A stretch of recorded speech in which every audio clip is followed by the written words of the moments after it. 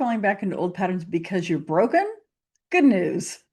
You're probably wrong about that. Have you ever had that moment where you think, God, I was doing so well? What if the real reason change hasn't stuck is that nothing it has nothing to do with your discipline and everything to do with what's surrounding you, physically, mentally, emotionally, and spiritually? Hey friends, today we're talking about something that can feel incredibly frustrating.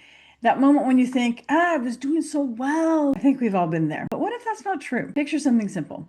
Imagine you plant a seed in really rich, healthy soil. You water it, give it sunlight, and it starts to grow. It's beautiful. Now imagine you take that same plant and move it into dry, cracked soil. No nutrients, harsh conditions, a little water. What happens? It doesn't suddenly become a bad plant. It's just struggling to survive an environment that it's in. That can be a same pace, same expectations, same input, same noise, and then wondering why the change isn't sticking. And I don't just mean your physical space, though we'll talk about more about that next week.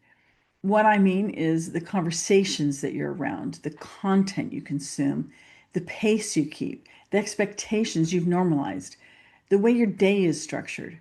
Because environment is constantly reinforcing our identity. This reminds me of Romans 12:2, where Paul teaches us to be not conformed to this world, but be ye transformed by the renewing of your mind. Be not conformed to this world, but be ye transformed by the renewing of your mind. Notice what it doesn't say.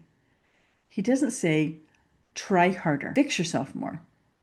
He says, don't be conformed, because the world, your environment, internal and external, is constantly trying to shape you.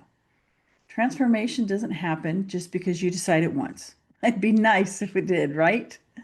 It happens when we begin to renew what's shaping us, our environment, our internal and our external environment.